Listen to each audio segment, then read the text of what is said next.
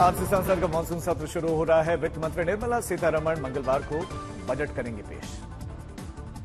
Budget के पहले आर्थिक सर्वेक्षण होगा संसद में पेश। वित्त मंत्री निर्मला सीतारमण पेश करेंगे। आज से शुरू होने वाला मानसून सत्र 12 अगस्त तक चलेगा। इसमें 19 बैठकें होंगी। सरकार 6 विधेयक पेश कर सकती है। मानसून सत्र में 90 साल पुराने विमान अधिनियम को बदलने वाला विधेयक हो सकता है पेश। जम्मू और कश्मीर के बजट के लिए संसद की मंजूरी मिलने के भी आसार।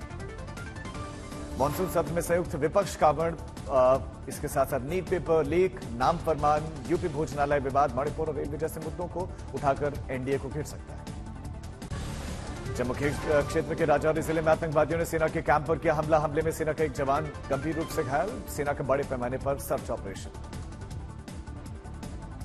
जम्मू कश्मीर नेशनल कॉन्फ्रेंस के नेता उमर अब्दुल्ला का बयान आया सामने। हमारे पड़ोसी देश में ऐसी ताकतें हैं जो इन दोनों ही देशों के बीच में दोस्ती नहीं चाहती। संसद का बजट सत्र शुरू होने से पहले बीजेपी ने कांग्रेस पर हमला बोला। राहुल गांधी और उनके अन्य सहयोगियों को संविधान की वो प्रति पढ़नी भी चाहिए जो अक्सर दिखाते हैं, कहा। बांग्लादेश में चल रहे विरोध प्रदर्शन के बीच में ममता बनर्जी सरकार का ऐलान। बांग्लादेशी शरणार्थियों को बंगाल देगा शरण। बांग्लादेश में चल रहे हिंसक विरोध प्रदर्शन के बीच में विदेश मंत्रालय ने जारी किए आंकड़े। 4500 से ज्यादा भारतीय छात्रों की वतन वापसी हुई। अमेरिकी राष्ट्रपति चुनाव में बढ़ते हुए चौतरफा दबाव के बीच में जो बाइडेन ने राष्ट्रपति पद की उम्मीदवारी से नाम वापस लेने का ऐलान किया। बाइडेन की घोषणा से अमेरिकी चुनाव में डेमोक्रेट खेमे में बड़े भी हलचल। जो बाइडेन ने कहा कि वो चुनाव की इस रेस में अपनी दावेदारी छोड़ने के बाद इस हफ्ते के अंत में राष्ट्र को करेंगे संबोधित। जनता के साथ करेंगे इस फैसले पर मंथन। बाइडेन ने पत्र में अपने कार्यकाल के लिए बड़े फैसलों पर जोर दिया। बोले कि 30 सालों में देश में पहला बंदूक सुरक्षा कानून हुआ पारित। सर्वोच्च न्यायालय में भी पहली बार एक अफ्रीकी अमेरिकी महिला की नियुक्ति हुई। जो बाइडेन बोले कि राष्ट्रपति के रूप में सेवा करना उनके जीवन का सबसे बड़ा सम्मान। कहा कि मेरा उम्मीदवारी से नाम वापस लेने का फैसला पार्टी और देश के लिए। बाइडेन ने उपराष्ट्रपति कमला हैरिस का धन्यवाद भी दिया। बाइडेन बोले कि कमला हैरिस को उपराष्ट्रपति बनाना उनका सबसे सटीक और सही फैसला है। जो बाइडेन ने कमला हैरिस को पार्टी का उम्मीदवार बनने के लिए समर्थन दिया। बोले कि ट्रंप को हराने का समय बहुत नजदीक। नैन्सी पेलोसी और बराक ओबामा ने भी बाइडेन के फैसले पर प्रतिक्रिया दी, लेकिन किसी भी पोस्ट पर कमला हैरिस को समर्थन नहीं दिया। कमला हैरिस का डेमोक्रेटिक पार्टी उपराष्ट्रपति पद की उम्मीदवारी के समर्थन पर आया बयान। एक्स पर लिखा कि मैं डोनाल्ड ट्रंप और उनको हराने के लिए डेमोक्रेटिक पार्टी और देश को एकजुट करने के लिए काम करूंगी। ट्रंप के एडवाइजर ने भी कहा कि अगर डेमोक्रेटिक पार्टी चुनाव में मिशेल ओबामा का नाम आगे करती है तो ट्रंप के चुनाव में असली खतरा वो होगा। फिलहाल अमेरिकी मीडिया में मिशेल ओबामा के नाम पर चर्चा नहीं चल रही। कमला हैरिस पर जोर है। अमेरिका के प्रतिनिधि सभा के अध्यक्ष माइक जॉनसन बोले कि डेमोक्रेटिक पार्टी के चुनाव में ठीक 100 दिन पहले उम्मीदवारों को चुनाव की रेस से बाहर कर दिया गया है। यह अमेरिका की जनता के साथ धोखा है। ट्रंप का भी बयान आया। बोले कि बाइडेन ने केवल झूठ फेक न्यूज फैलाकर राष्ट्रपति पद का हासिल किया और उसके आसपास ही सभी लोग जानते हैं कि वो राष्ट्रपति बनने में सक्षम भी नहीं। आज से कांवड़ यात्रा की शुरुआत पूरे विपक्ष के साथ साथ बीजेपी के सहयोगी दलों ने भी योगी के फरमान का किया है विरोध। यूपी सरकार ने कहा कि कांवड़ियों के लिए कड़ी सुरक्षा, निरंकुश दर्शन सुनिश्चित किया गया। आज सुप्रीम कोर्ट में गूंजेगा विवादित कांवड़ यात्रा आदेश। आरएलडी भी इस फरमान वापसी के सुर में शामिल है। कांवड़ मार्ग पर खाद्य दुकानों के लिए नेम प्लेट पर यूपी सरकार के निर्देश पर ओवैसी की प्रतिक्रिया। बोले मुसलमानों के खिलाफ खुला भेदभाव। दिल्ली पुलिस ने कांवड़ यात्रा से पहले ट्रैफिक एडवाइजरी जारी की। यूपी कांग्रेस के प्रदेश अध्यक्ष अजय राय का बयान। बोले कि अगर चिराग पासवान और जयंत चौधरी वाकई इस फैसले के खिलाफ तो उन्हें सरकार से अपना समर्थन वापस लेना चाहिए। समाजवादी पार्टी सांसद रामगोपाल यादव बोले कि प्रदेश सरकार का फैसला असंवैधानिक है और उत्तर प्रदेश के मुसलमानों पर अत्याचार करने का ही तरीका है। हम इसका विरोध करते हैं।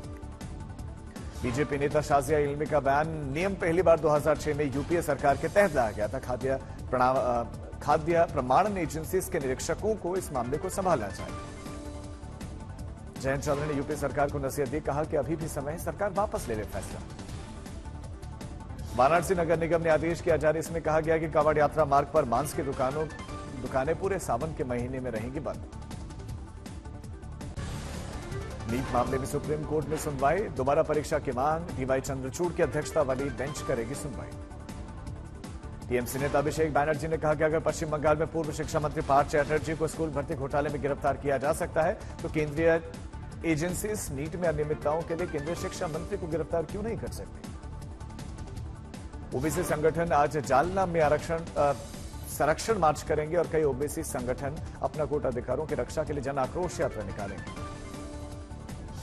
पिंपरी चिंचवड़ में महाराष्ट्र के उप मुख्यमंत्री अजित पवार ने कहा कि उनके नेतृत्व वाली एनसीपी समेत महायुति के घटक दल स्वतंत्र रूप से स्थानीय निकाय चुनाव लड़ने के लिए स्वतंत्र हैं।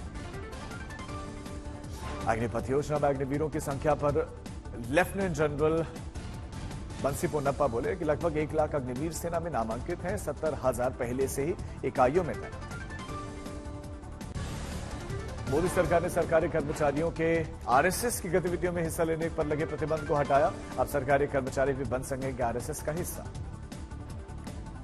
सांसद कंगना रनौत के फैसले का उन्होंने स्वागत किया। बोले कि प्रधानमंत्री ने संघ के योगदान को सम्मानित किया, ये स्वागत योग्य कदम है। जयराम रमेश ने फैसले की आलोचना की। बोले कि गांधी जी की हत्या के बाद सरदार पटेल ने आरएसएस पर प्रतिबंध लगा दिया था और आज 58 साल का प्रतिबंध हटा दिया गया, जो कि वाजपेयी के प्रधानमंत्री के कार्यकाल के दौरान भी लागू था।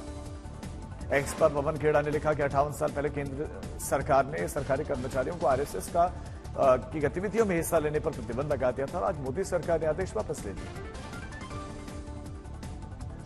स्वामी गोविंदानंद सरस्वती महाराज का स्वामी अविमुक्तेश्वरानंद पर हमला उन्हें बताया फर्जी। बोले कांग्रेस कर रहे उनका समर्थन। ममता अखिलेश ने बीजेपी की आलोचना की। बोले केंद्र में सरकार लंबे समय तक नहीं टिकेगी। मंत्री पद त्यागने के लिए एनडीए सहयोगियों की भी आलोचना।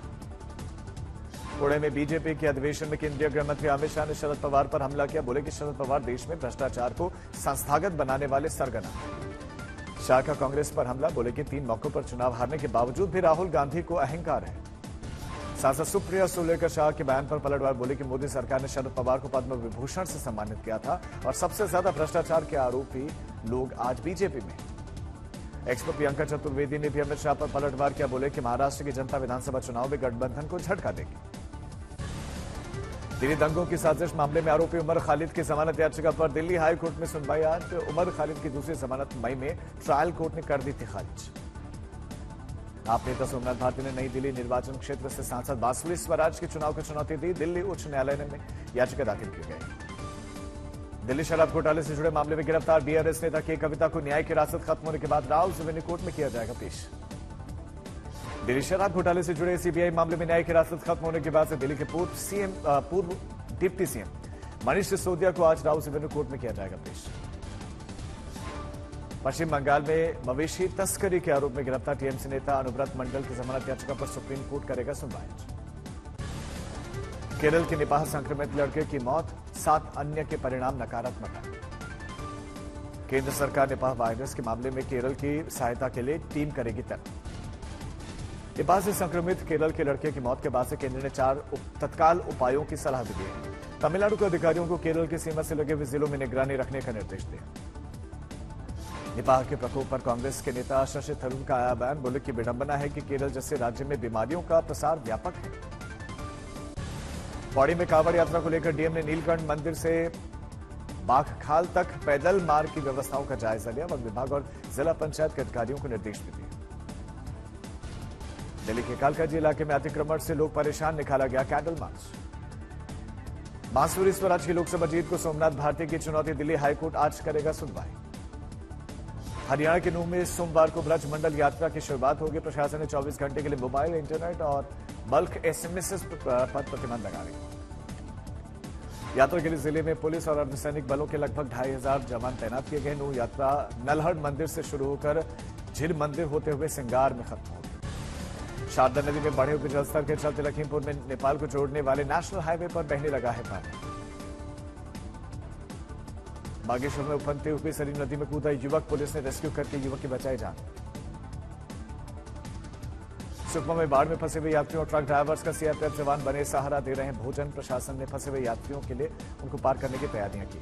22 जुलाई को नैनीताल जिले में भारी बारिश को देखते हुए जिला प्रशासन ने स्कूलों में छुट्टी का ऐलान किया। नागपुर में भारी बारिश के चलते 22 जुलाई को जिले के सभी स्कूल और कॉलेजेस रहेंगे बंद। कोयना जल ग्रहण क्षेत्र में तेज बारिश, झरनों में बाढ़, मौसम विभाग की चेतावनी। सूरत शहर में अलग अलग इलाकों में लगातार जलभराव के चलते लोग परेशान, पुलिस ने की लोगों की मदद। चांदपुर में बाढ़ में फंसी 100 वर्षीय महिला को रेस्क्यू किया गया, रोंगटे खड़े कर देने वाली तस्वीरें सामने। उत्तर कन्नड़ में भूस्खलन हुआ, 10 लोग लापता, 7 के शव बरामद। हैदराबाद समेत पूरे तेलंगाना में जारी बारिश, येलो अलर्ट जारी। रीवा से आई महिलाओं को दफनाने की वीडियो पर गरमाई सियासत, कांग्रेस नेता प्रमोद तिवारी ने इस घटना की तुलना रावण राज्य से की। रीवा के एसपी का बयान, बोले कि दो पक्षों के बीच में पारिवारिक जमीन विवाद था। घटना का वीडियो वायरल होने के बाद एमपी के सीएम ने ट्वीट किया, मैंने जिला प्रशासन के कार्रवाई के निर्देश उनको दिए हैं। मध्य प्रदेश में महिलाओं की सुरक्षा सर्वोच्च प्राथमिकता।